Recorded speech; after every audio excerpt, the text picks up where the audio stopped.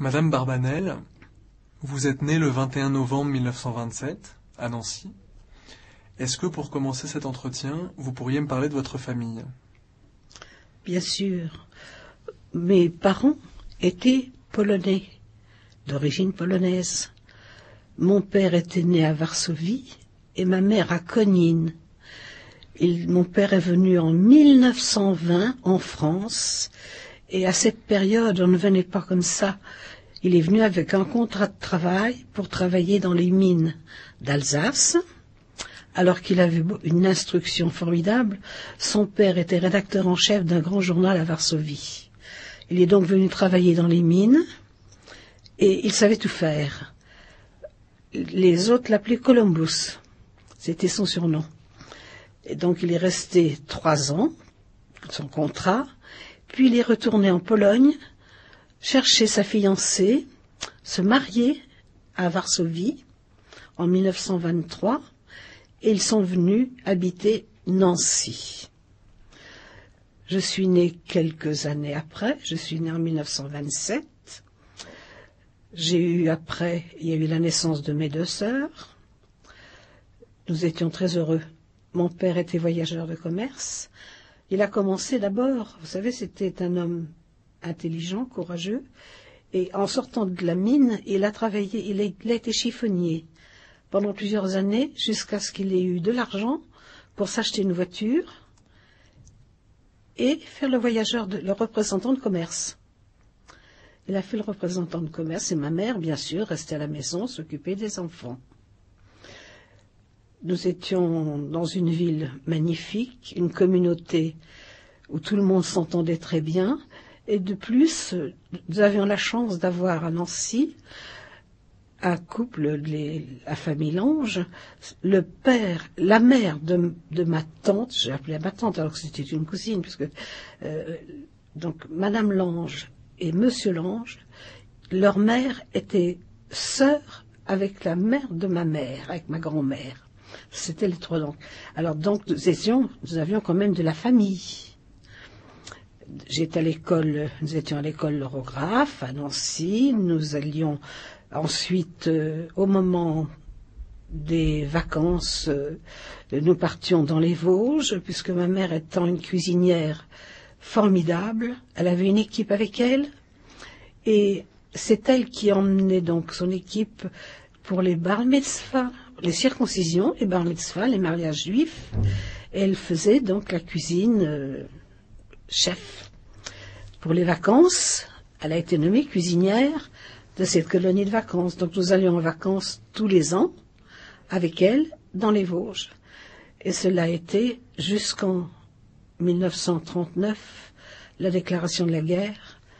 Il a fallu fermer la colonie de vacances, revenir à Nancy. Alors on va venir au moment où la guerre éclate. Est-ce que vous savez pourquoi vos parents ont décidé de quitter la Pologne et pourquoi ils sont venus spécifiquement en France? Alors mon père m'a toujours dit, avec l'instruction qu'il avait, son père lui a dit « Tu ne trouveras pas un travail intéressant en Pologne » parce que mon père parlait 7 langues. Il lui a dit « Il faut que tu ailles en France et là-bas tu trouveras plus facilement un travail à ton goût, la vie sera plus facile en France qu'en Pologne. » Et vous savez que les Polonais, eh bien, ils sont antisémites. Et déjà, ils le ressentaient. Ils ressentaient qu'il y avait quelque chose. Les Juifs n'étaient pas aimés en Pologne. Donc, le plus de Polonais, de Juifs polonais, il y en a eu beaucoup. Parce que dans la rue où nous habitions, et même, je peux vous dire que la maison que nous habitions, rue Clodion à Nancy, ce n'était que des familles juives qui étaient venues de Pologne à peu près à la même date que mon père. C'est pour ça que nous nous sommes trouvés en France, à Nancy, que mon père a pu se faire quand même une situation. Et je vous dis, il parlait cette langue, donc c'était très, très facile pour lui de se débrouiller un petit peu en France. Est-ce que vous pourriez rappeler le prénom de votre père et de votre mère? Alors, mon père se prénommait Joseph et ma mère Maria. En yiddish, Mania. Vous parliez yiddish avec eux? Je parlais yiddish, mais j'ai perdu les 9/10 de ce que je savais, parce que depuis, bien sûr, la séparation de ma mère surtout, la vie n'a pas été la même. Et je n'ai plus eu l'occasion de parler yiddish avec personne. Alors, j'écoute, j'ai des disques yiddish, j'ai des cassettes, j'écoute, les mots me reviennent. Les mots me reviennent, des chansons qui me reviennent, que ma mère chantait en yiddish. Mais je ne peux pas dire que je parle yiddish, j'ai perdu ça. Et je regrette beaucoup. Si j'avais pu trouver quelqu'un qui me réapprenne le yiddish, je l'aurais bien appris. Parce que j'aime beaucoup cette langue. Est-ce que vous savez si vos parents ont cherché à obtenir la nationalité française? Eh bien, pas du tout.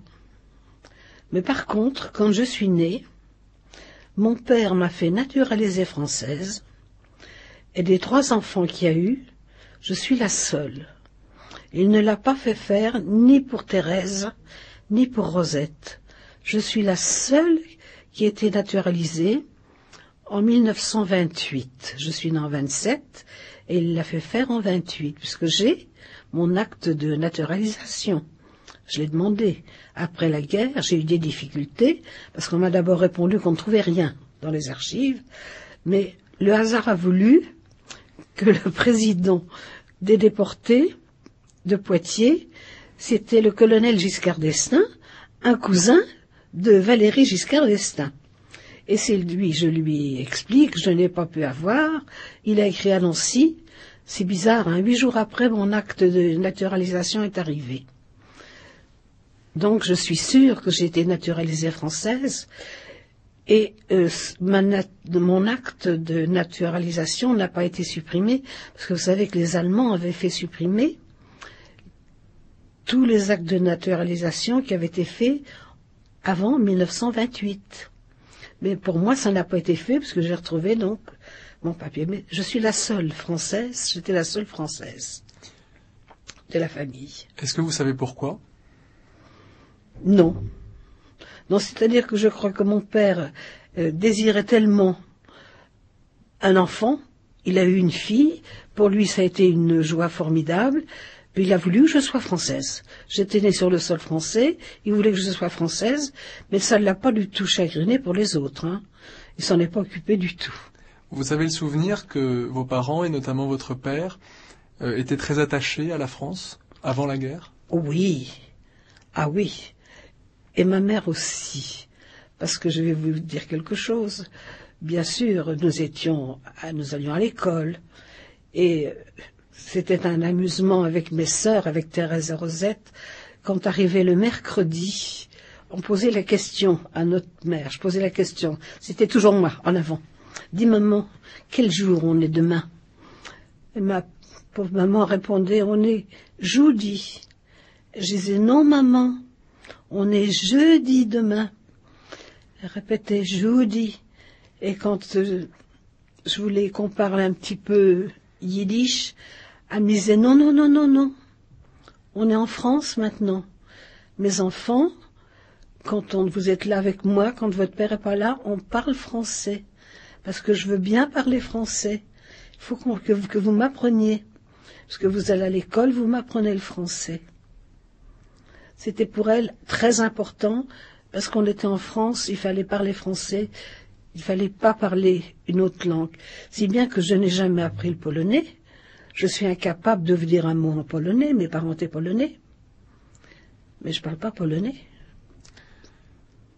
Est-ce que avant la guerre, vous avez le souvenir d'avoir reçu une éducation religieuse?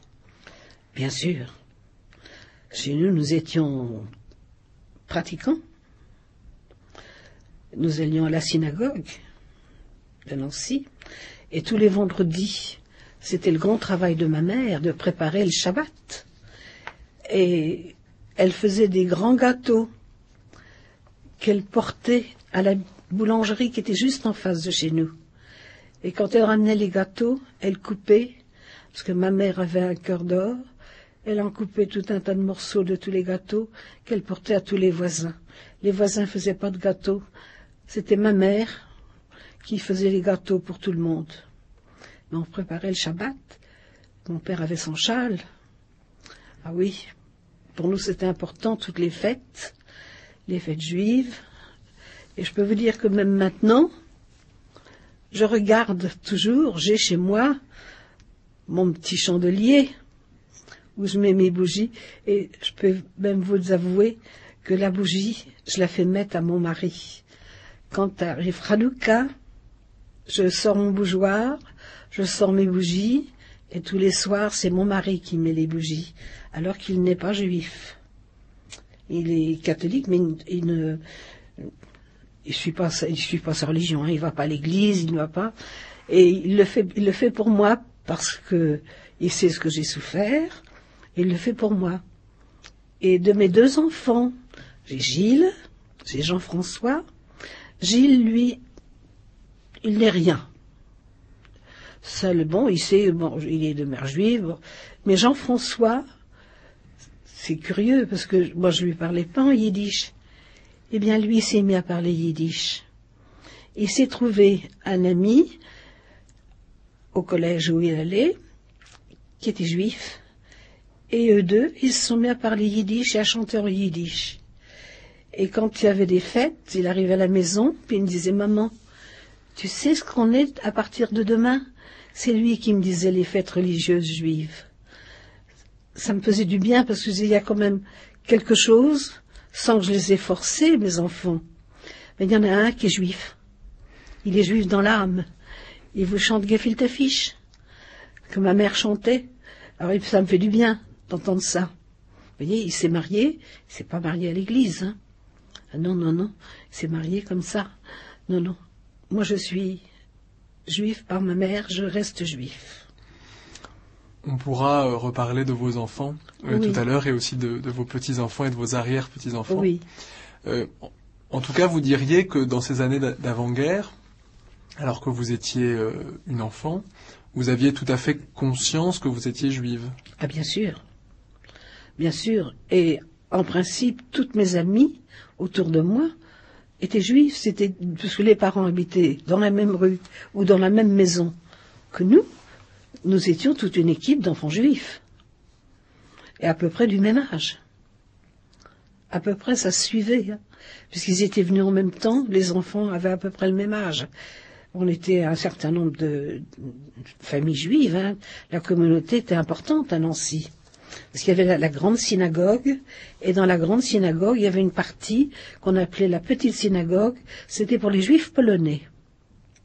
Il y avait une séparation pour les juifs polonais et les autres. C'est curieux, mais c'était comme ça. Alors j'allais à la synagogue, j'aimais beaucoup aller à la synagogue. Ah oui, et quand je suis retournée à Nancy, avec ma sœur et des amis, j'ai voulu remonter les marches.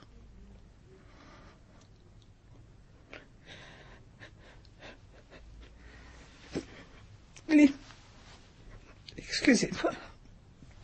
J'ai voulu qu'on monte, en se tenant par la main, toutes les petites filles juives, qu'on monte ces marches que nos mères montaient, parce que vous savez que les femmes juives, elles sont en haut dans les synagogues. Et nous l'avons fait, par respect pour leur mémoire. Oui, ça, on savait qu'on était juives. On n'aurait jamais pensé ce qui allait nous arriver. Pourtant, on aurait dû quand même se méfier. Parce qu'habitant Nancy, mon oncle et ma tante habitent en Nancy, un jour nous avons vu arriver un oncle et une tante qui étaient des marchands de meubles à Berlin, qui sont arrivés, qui s'étaient sauvés la nuit de cristal.